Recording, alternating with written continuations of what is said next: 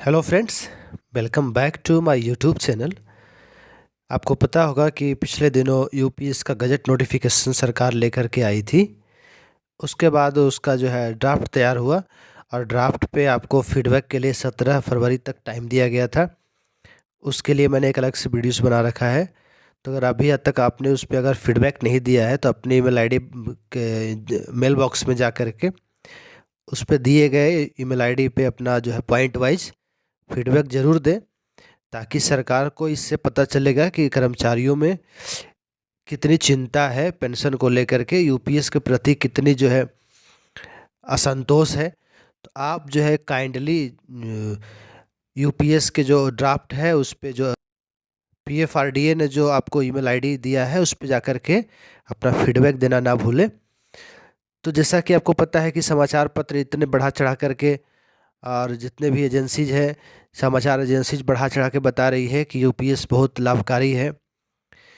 तो आपको भी पता है कि 2004 के बाद से जब से एनपीएस लागू हुआ तो एनपीएस का विरोध शुरू हुआ। उसमें बहुत सारे नेता हैं, उन्होंने बहुत अच्छी भूमिका निभाई है।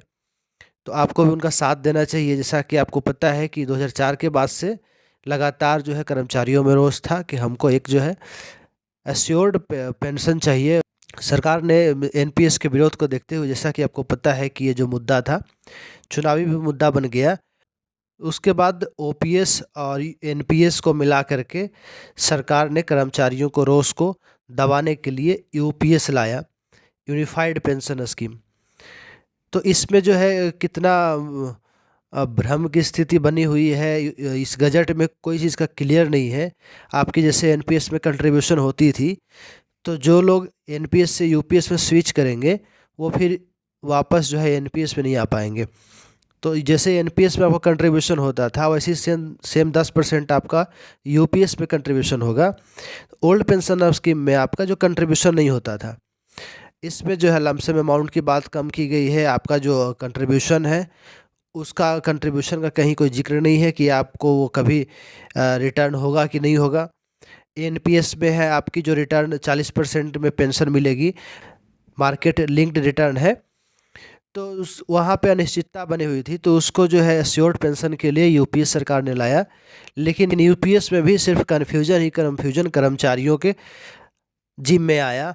जैसे आपको अगर 25 साल सर्विस हो गई है तभी आपको उसका आधा पेंशन मिलेगा। जितना जो आपका 12 महीने का बेसिक है उसका एवरेज निकाल कर उसका आधा पेंशन मिलेगा। अगर आपकी जो है उसमें दो कॉर्पस आपको डिसाइड किए गए हैं, एक जो है इंडिविजुअल कॉर्पस और एक है बेंचमार्क कॉर्पस। तो अगर बेंचमार्क ऑप्शन जो सरकार डिसाइड करेगी उसके अनुसार अगर आपका इंडिविजुअल कॉर्पस कम हो रहा है, अगर जो है यूपीएस का कटौती की संख्या कम हो रहा है, तो फिर आपको जो है पेंशन लेने के लिए उसमें आपको पूरा भरपाई करना पड़ेगा, दोनों को बराबर करना पड़ेगा, तभी आपका आधा पेंशन मिलेगा। नहीं तो आपको प्रोपोर्शनेट पेंशन दे करके खुश कर दिया जाएगा। तो जो मेरा मकसद क्या है कि जो न्यूज़ आ रही है, जो न्यूज़ चल रही है बढ़ा चढ़ा करके, तो आप इस छलावे में ना पड़ें, अपनी जो है जागरूकता बढ़ाएं और इसके प्रति जो सरकार को फीडबैक देना ना भूलें। अगर आप फीडबैक देंगे तो उस पर सरकार को प्रेशर आएगा कि जितने कर्मचारी हैं, अभी जैसा कि पता है कि आम चुनाव में कितना बड़ा मुद्दा बन जाता है, स्टेट वाइज कितना मुद्दा बन जाता है।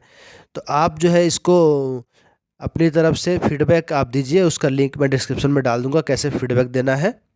उसके बाद सरकार ने बताया कि आपका न्यूनतम पेंशन जो है फिक्स कर दिया गया है, लेकिन बहुत सी चीज़ें अनिश्चित है। जैसे वीआर की जो है अवधि बढ़ा दी गई है।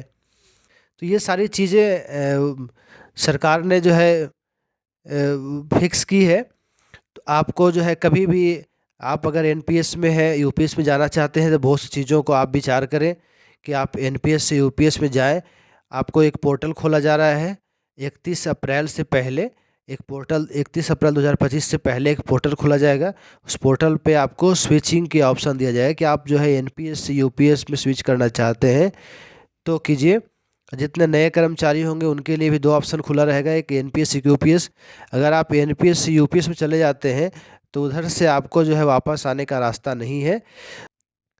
आप जितने भी कर्मचारी नेता है जो इसके लिए आवाज़ उठा रहे हैं, जैसे विजय बंधु हैं, मनजीत सिंह हैं, और भी जितने कर्मचारी नेता हैं, राज्य सरकार बॉडी से लेकर के सेंट्रल गवर्नमेंट बॉडी, तो वो आप जो है उनको साथ दें।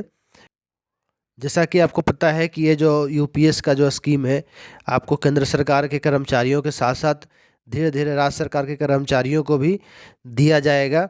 अभी जितने भी, जैसे आपको एक न्यूज़ आ रहा था कि हिमाचल